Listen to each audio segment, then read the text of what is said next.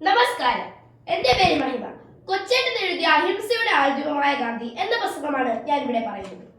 അഹിംസയുടെ ആൾരൂപമായ ഗാന്ധി 186 വർഷം മുമ്പ് 1869 ഒക്ടോബർ 2 ഗുജറാത്തിലെ പോർബന്തറിൽ പിറന്ന മോഹൻദാസ് കരംചന്ദ് ഗാന്ധി എന്ന മഹാത്മജിയുടെ ഓർമ്മ.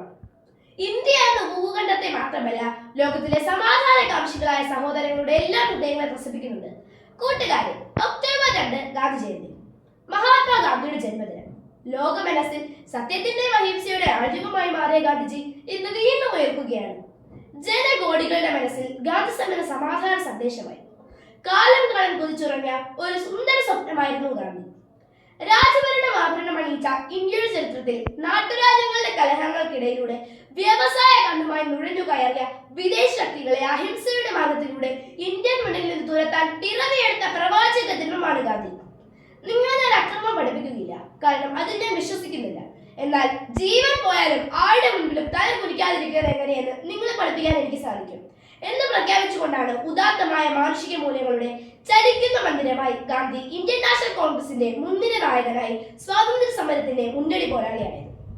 ഹിന്ദുയിസവും ജൈനിസവും ക്രിസ്തീയതയും ഏറെ സ്വാധീനം ചെലുത്തിയ ഗാന്ധി മനസ്സിൽ ഭഗവത്ഗീതയും വിശുദ്ധ ബൈബിളിലെ അഷ്ടഭാഗ്യങ്ങളും ദേവസ്വരമായി. ഒരാൾ ചിന്തിക്കുന്നതും ചെയ്യുന്നതും പറയുന്നതും ഒന്നാകുമ്പോഴാണ് യഥാർത്ഥ സന്തോഷം അയാൾ അറിയുന്നതെന്ന് അദ്ദേഹം തിരിച്ചറിഞ്ഞു.